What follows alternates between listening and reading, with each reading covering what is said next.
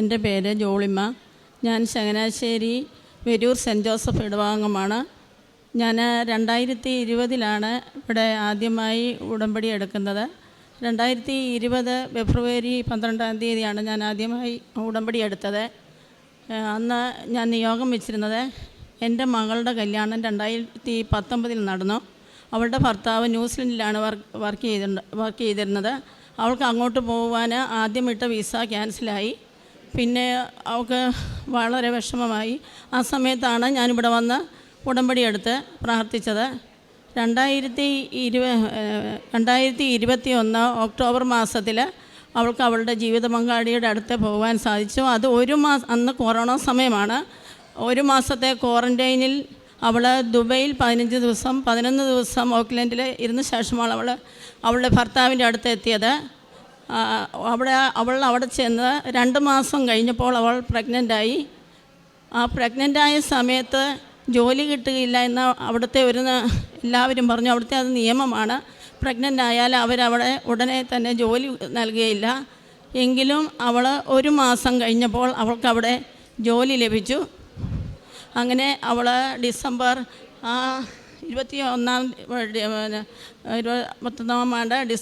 November 15 ഒരു ആരോഗ്യമുള്ള ഒരു കുഞ്ഞിന് ജന്മം നൽകി.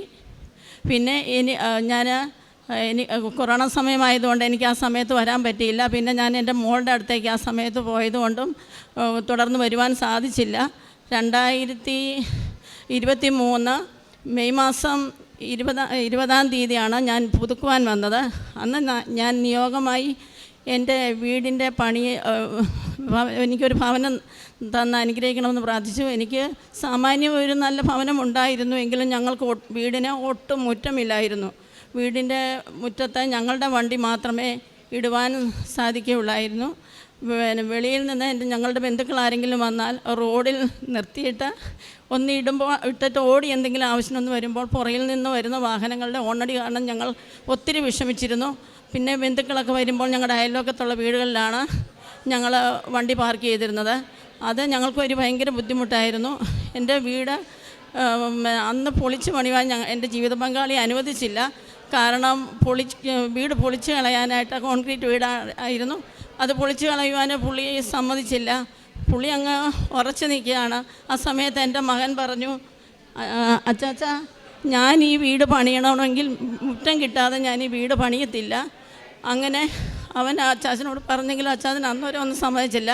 ഞാൻ മാതാവിനോട് ശക്തമായി പ്രാർത്ഥിച്ചതിൻ്റെ ഫലമായി അച്ചാച്ചൻ്റെ മനസ്സ് പെട്ടെന്ന് മാറുകയും ഞങ്ങൾ ആ വീട് പണി 3-4 കോൺട്രാക്ടർമാരെ കൊണ്ട് കാണിച്ചു.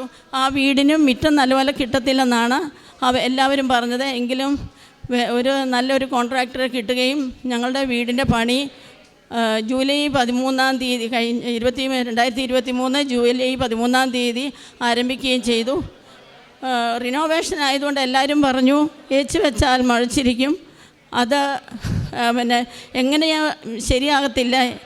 ഞങ്ങളെ എല്ലാവരും നിരുത്സാഹപ്പെടുത്തി. എങ്കിലും ഞാൻ മാതാവിൽ ആശ്രയിച്ചു. എനിക്ക് മാതാവ് അത്ഭുതമെന്ന് പറയട്ടെ, ഞാൻ അന്ന് ഡേറ്റ് ഇട്ടിരുന്നു. ആ സമയത്ത് എൻ്റെ മകൻ്റെ വിവാഹം ഉറപ്പിച്ചിരുന്നു. അവൻ്റെ എൻഗേജ്മെൻറ്റ് ഡിസംബർ 27 അതിനു മുമ്പായി എൻ്റെ ഭവനത്തിൽ എനിക്ക് കയറി താമസിക്കണം. മാതാവേ, എനിക്ക് അതിനു മുമ്പായി കയറി താമസിക്കുവാനുള്ള അനുഗ്രഹം തരണമേ. 15 ഡിസംബർ 15 ഞാൻ ഡേറ്റ് ഇട്ട് പ്രാർത്ഥിച്ചു. അത്ഭുതമെന്ന് പറയട്ടെ, ജോലി ചെയ്തിരുന്ന പണിക്കാർ പോലും പറഞ്ഞു ഈ 5.5 മാസം ഒന്നും കൊണ്ട് ഈ വീട് തീരത്തില്ല. കാരണം സാമാന്യം ഒരു നല്ല വീടാണ്, അത് തീരത്തില്ലെന്ന് പറഞ്ഞു. അങ്ങനെ എല്ലാവരും ഞങ്ങളെ പണി തീരുമോ എന്ന് ചോദിച്ച് ഞങ്ങളെല്ലാവരും അങ്ങ് വിഷമിപ്പിക്കുമായിരുന്നു. ഞങ്ങൾ ഉറച്ച മാതാവിൽ ആശ്രയിച്ചു. ആ സമയത്ത് ഞാൻ ജവമാല റാലിയിൽ ഞാനും എൻ്റെ മകനും പങ്കെടുത്തിരുന്നു. അന്നും ഞങ്ങൾ ശക്തമായി മാതാവിനോട് പ്രാർത്ഥിച്ചു. പിന്നെ ഞാൻ ഡിസംബർ 24 ഞങ്ങൾ കയറി താമസിച്ചു. 27 മോൻ്റെ എൻഗേജ്മെൻറ്റ് അവിടെ വെച്ച് നടത്തി.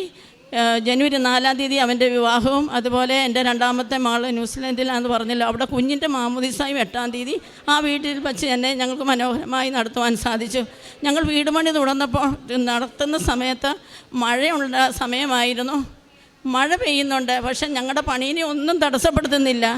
മാതാവ് മേഘം ചൂടി നിൽക്കുന്ന പോലെ ഞങ്ങളുടെ ഭവനത്തെ ആ മഴയൊന്നും ബാധിക്കാതെ ഞങ്ങൾക്ക് വേണ്ട സമയത്ത് മഴ, അതായത് വൈകുന്നേരങ്ങളിൽ അത് തണുപ്പിക്കാനുള്ള മഴ, അങ്ങനെ തന്ന മാതാവ് ആ ഭവനത്തിൻ്റെ പണി അതിമനോഹരമായി നടത്തി തന്നു. പിന്നെ ഞാൻ നവംബർ 13 ഞങ്ങൾക്കൊരു കൂട്ടായ്മയുണ്ട്. അത് ചങ്ങനാശ്ശേരി കുന്നേൽപ്പള്ളി എന്ന ഒരു പള്ളിയിലാണ്. അവിടെ വെച്ച് ഞങ്ങൾ ഈ മരിയൻ കൂട്ടായ്മയാണ്. അവിടെ ഞങ്ങൾ എല്ലാ മാസവും 13 അഖണ്ഡ ജപമാല നടത്തും. ആ ജപമാലയുടെ സമയത്ത് ആരാധന എഴുതി വിളിച്ച് വെച്ചാണ് ആ ജപമാല. ജപമാല കഴിയുമ്പോൾ അച്ഛൻ ആരാധന നടത്തുന്ന സമയത്ത് പരിശുദ്ധ കുർബാനയിൽ എനിക്ക് കൃപാസന മാതാവിനെ കാണാൻ സാധിച്ചു. എനിക്കത് ഭയങ്കര അതിശയമായിപ്പോയി. ഞാൻ എപ്പോഴും മാതാവിനോട് പ്രാർത്ഥിക്കുമ്പോൾ ഞാൻ പറയുന്നത്, ദീപകാരുണ്യത്തെ ഉദരത്തിൽ വഹിച്ച എൻ്റെ പരിശുദ്ധ അമ്മയെന്ന് ഞാൻ ചേർത്തിങ്ങനെ പ്രാർത്ഥിക്കാറുണ്ട് എപ്പോഴും. എനിക്ക് മാതാവിനെ അങ്ങനെ കാണാൻ സാധിച്ചു. അതുപോലെ എല്ലാ വെള്ളിയാഴ്ചകളും ഞാൻ നോയമ്പെടുക്കുന്നുണ്ട്. അതുകൂടാതെ ബുധനാഴ്ചയാണ് ഞാൻ ഉപവാസം എടുക്കുന്ന ദിവസം. ബുധനാഴ്ച ഏതെങ്കിലും വിധത്തിൽ ഞാൻ രാവിലെ മറന്നു പോയെങ്കിൽ ആ സമയത്ത് എനിക്ക് മുല്ലപ്പൂവിൻ്റെ മണം ഭയങ്കരമായിട്ട് അനുഭവപ്പെടാറുണ്ട്. പിന്നെ ഇവിടെ ഞാനും എൻ്റെ ജീവിത പങ്കാളിയും എല്ലാ ദിവസവും കുർബാന, ഒരു ദിവസം പോലും മുടങ്ങാതെ കുർബാനയ്ക്ക് പോവും. പിന്നെ അതുപോലെ എൻ്റെ മകനും ദൈവികമായ കാര്യത്തിൽ വളരെ വളരെ തീക്ഷ്ണതയോടെ ഇടപെടുന്ന ഒരു വ്യക്തിയാണ്. അവന് ശക്തമായി ഇവിടെ വന്ന് പ്രാർത്ഥിച്ചു. മാതാവിനെ ഞങ്ങളുടെ മാതാവിൻ്റെ ഫോട്ടോ മോൻ ഇവിടെ വന്ന് മേടിച്ചുകൊണ്ട് പോയി അത് വെഞ്ചരിച്ച് ഞങ്ങളുടെ വീട്ടിൽ അമ്മയുടെ ഫോട്ടോ ഞങ്ങൾ സ്ഥാപിച്ചു. ഞങ്ങളെല്ലാവരും ഇപ്പോൾ അമ്മയുടെ ഭക്തരാണ്. മോനും അച്ചാച്ചനും ഒക്കെ ഭയങ്കര വിശ്വാസമാണ് മാതാവിൽ.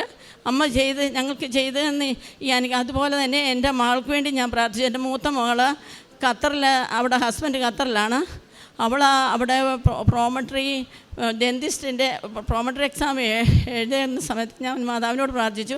ഫസ്റ്റ് ചാൻസിൽ തന്നെ എൻ്റെ മാതാവ് എൻ്റെ കുഞ്ഞിനെ എക്സാം പാസ്സാകാനുള്ള കൃപ കൊടുക്കണമെന്ന്. ആ സമയത്ത് അവിടെ ഫാമിലി വിസ കൊടുക്കുന്നില്ലായിരുന്നു. മോൾക്ക് ഫസ്റ്റ് ചാൻസിൽ തന്നെ പ്രോമട്രി ഡെന്റിസ്റ്റ് പരീക്ഷ പാസ്സാകാനും പിന്നെ ഫാമിലി വിസ അതിശയമായിട്ട് അവിടുത്തെ ഓഫീസിലൊക്കെ എല്ലാവർക്കും അതിശയമായി പോയി. ഇവരുടെ മാത്രം ഫാമിലി വിസ ശരിയായി. അങ്ങനെ മോൾക്കും കുഞ്ഞുങ്ങൾക്കും അവിടെ പോകാനും സാധിച്ചു. പിന്നെ എൻ്റെ മോൻ്റെ വിവാഹവും അതുപോലെ ഞാൻ പ്രാർത്ഥിച്ചു. അവൻ ഇച്ചിരി ദൈവികമായ കാര്യങ്ങളിലൊക്കെ ഇടപെടുന്ന ഒരു വ്യക്തി ആയതുകൊണ്ട് മാതാവേ, അവന് കിട്ടുന്ന ഒരു ജീവിത പങ്കാളിയും അതുപോലെയുള്ളൊരു കുഞ്ഞായിരിക്കണമെന്ന് ഞാൻ പ്രാർത്ഥിക്കുമായിരുന്നു. അവന് അതുപോലെ തന്നെ ഇവൻ കൊയറിലൊക്കെ ഉണ്ട്.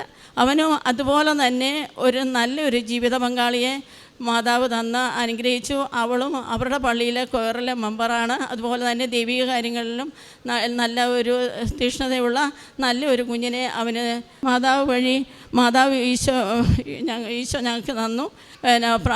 ജപമാല ചെയ്യുന്നത് ഞങ്ങൾ ഇടയ്ക്കിടയ്ക്ക് വീടിൽ ആ കൂട്ടായ്മയിലെ ആൻറ്റിയുമായിട്ട് ഞാൻ ഇടയ്ക്കിടെ ഞങ്ങൾ വീട്ടിൽ ജപമാല അതുപോലെ ദീപികാരുണ്യക്കൊന്ത, പിന്നെ സ്നേഹക്കൊന്ത, കാരുണ്യക്കൊന്ത, ഇതെല്ലാം ഒന്നിച്ച് ഞങ്ങളെല്ലാ ബുധനാഴ്ചകളിലും വീട്ടിൽ ചെല്ലാറുണ്ട്. അങ്ങനെ ഈശോ തന്ന ഈ അനുഗ്രഹത്തിന്, മാതാവ് വഴി തന്ന അനുഗ്രഹത്തിന്, കൃപാസന അമ്മ വഴി തന്ന അനുഗ്രഹത്തിന് 1000 നന്ദി പറയുന്നു. ഞാൻ കാരുണ്യ പ്രവർത്തികൾ, ഞങ്ങൾക്ക് കടയുണ്ട്, ബേക്കറിയാണ്. ആ ബേക്കറിയിൽ പോയി നിന്ന് ഞാൻ എല്ലാവരോടും മാതാവിനെക്കുറിച്ച് പറഞ്ഞ്, ഇവിടുത്തെ അനുഗ്രഹങ്ങളെക്കുറിച്ച് പറഞ്ഞ്, അത്ഭുതങ്ങളെക്കുറിച്ച് പറഞ്ഞ് ഞാൻ പത്രവിതരണം അവിടെ നിന്ന് നടത്തും. അവിടെ വന്നിരുന്ന കസ്റ്റമേഴ്സിനും അവിടെ വരുന്ന കമ്പനിക്കാർക്കും ഒക്കെ ഞാനങ്ങനെ പത്രവിതരണം നടത്തും. പിന്നെ എൻ്റെ അയലൊക്കത്ത് ഒക്കെ കൊടുക്കും. പിന്നെ ഞങ്ങളുടെ കൂട്ടായ്മകളിൽ കൊടുക്കും. അങ്ങനെ ഞാൻ പത്രവിതരണം നടത്തിയിട്ടുണ്ട്. പിന്നെ അനാഥാലയങ്ങളിൽ പോയി ഭക്ഷണ സാധനങ്ങളും പൈസയും അങ്ങനെ എല്ലാം കൊടുക്കും. പിന്നെ ചോറ് പൊതി ഉണ്ടാക്കി ഞാൻ പാവപ്പെട്ട ആൾക്കാർക്ക് കൊടുത്തു വിടാറുണ്ട്.